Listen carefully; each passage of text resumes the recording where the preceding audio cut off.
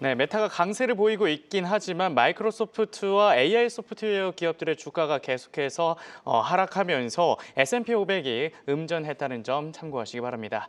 네, 이번엔 미증시 전문가와 함께하는 시간 미증시 인사이트입니다. 오늘은 와우 글로벌 파트너 김영진 대표와 함께합니다. 어서 오십시오. 네, 안녕하십니까? 네. 어제 연준은 예상대로 1월 FOMC에서 그 기준금리를 동결했습니다. 예상이 됐기 때문에 파월 연준 의장의 발언이 중요했는데요.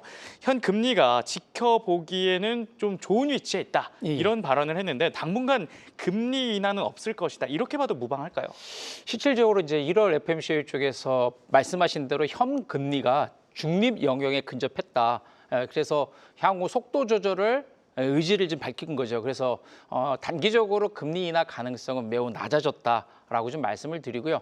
그러한 가운데서 FOMC 쪽에서 관세라든가 서비스에 대한 물가에 대한 잔존 인플레이션이 남아 있기 때문에 이러한 리스크를 감안한다라고 보면은 확실한 디스플레이션이 나오지 않는 이상 우리가 통화 정책의 어떤 변경을 갖다가 수반하기 좀 어렵지 않겠냐. 역설적으로 금리 인하할 가능성이 조금 낮아진다. 그리고 이러한 가운데서 또 CME 패드워치라는 쪽에서는 이번 1월 달에 있고 그다음에 3월 달, 4월 달 또 FOMC가 있고 6월 달 FOMC가 있는데 3월 달, 4월 달 FOMC 회의 쪽에서도 금리 동결 가능성을 85%또 75% 가까이 갖다 보고 있기 때문에 적어도 지금 이번 달 동결, 다음 달 동결, 다다음 달 동결, 다음번도 동결하면 지금 6월 달에 인하할 가능성. 그래서 상반기 안에 결국은 우리가 결론적으로 상반기 안에 금리 인하 가능성은 매우 낮아졌고 물가가 또 그다음에 노동시장이 확실히 둔화되는 그러한 데이터를 확인하는 가운데에서 하반기 그래서 한 번 내지 두 번 정도 하지 않을까 그렇게 조심스럽게 전망을 하고 있습니다. 네, 연준에서 관세와 서비스 물가를 여전히 우려하고 있기 그렇죠. 때문에 상반기 금리 인하는 좀 어려울 수도 있다. 이렇게 말씀해 주셨습니다. 그럼 오늘의 이슈로 바로 넘어가 보도록 하겠습니다. 네, 빅테크 기업들의 실적이 공개되고 있는 가운데 오늘 장 마감 후에는 애플의 실적이 공개가 됩니다. JP모건에서 애플의 아이폰 수요가 여전히 견조하기 때문에 실적이 잘 나올 것이다. 이런 분석을 내놨는데요. 애플 실적 전망 어떻게 보고 계십니까? 실질적으로 시장에서 이제 애플 같은 경우에는 굉장히 부진하다라고 했기 때문에 그동안 굉장히 주가도 좀 저조했던 모습들 보여줬는데 일단 이번 1분기 실적 같은 경우에는 한 11% 정도 증가한 1,384억 달러 그리고 주당 순이익도 뭐 한 2.68달러 정도 이렇게 나올 걸로 보여주기 때문에 견조한 성장세가 유지되고 있다. 그리고 특히나 우리가 우려했던 제조 부분들 아이폰 매출이 13% 증가하면서 783억 달러 그러니까 실적 개선의 핵이 제조업인 아이폰 쪽에서 나타날 수 있다는 것들이 굉장히 긍정적이고요. 그리고 또 한 가지의 우려사항 같은 경우에 중국 부분들의 어떤 매출이 굉장히 우려했는데 중국 부분들도 한 18% 증가한다. 그래서 중국 수요 둔화에 대한 어떤 그러한 것들도 완화되는 신호가 아닌가 그렇게 볼 수 있을 것 같습니다. 그래서 결국 역설적으로 부진했던 애플 주가 같은 경우에는 이제 향후 애플 아이폰 6 17뿐만 아니라 애플 18 아이폰 18까지 이런 부분들 모멘텀하고 중국이 회복되는 가운데에서 AI 전략에 대한 어떤 청사진들을 어떻게 보여주느냐가 향후 애플의 주가의 방향성을 제시할 가능성이 좀 높아 보인다라고 말씀드릴 수 있을 것 같습니다. 네. 한편 그런데 최근 AI 때문에 메모리 칩 가격이 상승하고 있지 않습니까?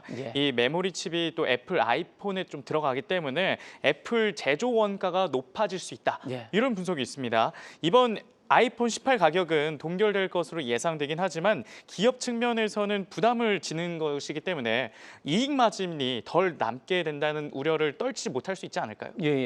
단기적으로 당연히 뭐 마진 칩 인플레이션에 의해서 하드웨어에 대한 마진이 이제 희석될 가능성은 있습니다. 다만 그런 가운데서 서비스 부분들에 있는 앱스토어, 아이클라우드, 애플 뮤직 이런 부분들이 커버 가능하기 때문에 어떤 수익성의 어떤 우려 부분들은 좀 제한될 가능성이 있다. 또 그런 가운데에서 애플 같은 경우에는 가격 인상을 갖다가 동결시키는 가운데에서 마켓쉐어를 갖다 시장 점유율을 확대하는 전략을 펼칠 가능성이 높기 때문에 하반기 그 아이폰 18 우리가 18 정도 신제품 동결한다 하더라도 어느 정도 마진은 희석될 가능성이 있겠지만은 시장 점유율 확대라는 어떤 전략적 선택 이러한 부분들을 통해서 오히려 더 시장에 대한 확대하는 그런 전략을 펼칠 가능성이 매우 높다 라고 좀 볼 수 있습니다. 네, 이렇게 해서 애플 이슈까지 저희가 좀 살펴봤습니다.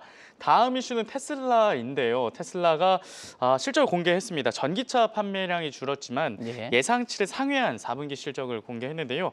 비용 절감과 에너지 사업 부분 호조 덕분인데 테슬라의 실적 어떻게 보셨습니까? 뭐 말씀하신 대로 이제 비용 절감, 그다음에 에너지 부분 이런 부분들이 성장이 굉장히 크게 나타나면서 주당 순이익이 또 시장 생각보다는 잘 나왔고 한 11% 정도 늘어나는 그런 모습들을 좀 보여줬고요. 네. 또 총 마진도 한 20.1% 나타나면서 최근 2년 내에 최고의 어떤 성과를 갖다가 보여줬었습니다. 근데 말씀하신 대로 자동차 쪽에 대한 매출이 전년비 한 11%, 연간적으로 한 3% 정도 마이너스 성장하는 등 본업은 여전히 둔화되고 있다. 그래서 테슬라의 어떤 본업은 부진한 가운데에서 비용 절감이나 에너지 부분 결국 이러한 부분들을 갖다가 증가됐고요. 또 실적 발표 가운데에서 테슬라 앨런 머스크 같은 경우에는 향후 노보택시라든가 휴머노이드, FSD 이러한 뉴 미래 비전을 갖다가 제시하면서 테슬라 기업은 이제 제조 베이스가 아니라 AI 기업으로 전환하는 모습을 보여주고 있다. 이러한 부분들을 시장에 강하게 어필하면서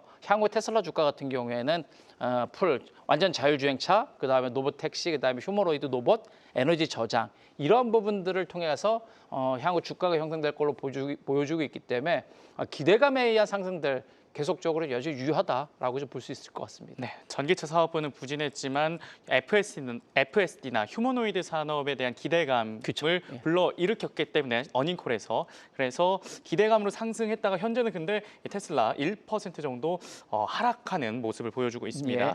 그런데 한편 테슬라는 휴머노이드 사업에 좀 집중하는 모습인데요. 모델 S와 X의 생산을 단계적으로 중단하고 로봇 제조에 박차를 가하려고 하고 있습니다. 올해 이 테슬라의 로봇 사업 주가의 밸류에이션을 더 할 수 있을까요? 저는 충분히 가능하다라고 보는데 모델 S하고 X 같은 경우에 이제 초창기 제일 처음에 모델이고 지금 현재는 전체 매출에 차지하는 게 3%밖에 안 되고 있습니다. 그러니까 굉장히 미진한 부분들을 서서히 줄여 나가고 이 미진한 부분들을 갖다가 이제 옵티머스 캘리포니아에 있는 프로모트 공장 쪽에서 옵티머스 100만 대 생산한다라고 보여주면은 매출 3%가 오히려 큰 폭으로 좀 늘어날 수 있는 부분들이기 때문에 실질적으로 테슬라 같은 경우에는 제조업에서 아까도 말씀드린 AI로 전환 그리고 옵티머스로 전환되는 이러한 부분들 그러한 가운데서 우리가 스페이스X라든가 IPO 그다음에 AI 기업인 XAI 이런 것들에 대한 기대감에 의해서 밸류에이션 프리미엄이 충분히 가능하다라고 좀 말씀을 드리고요. 그래서 단기적인 어떤 전기차 실적보다는 미래 가치 이런 부분들에 대한 프리미엄이 부과된다. 다만 변동성은 좀 있을 가능성을 염두에 두어야 되지 않을까 보고 있습니다. 네,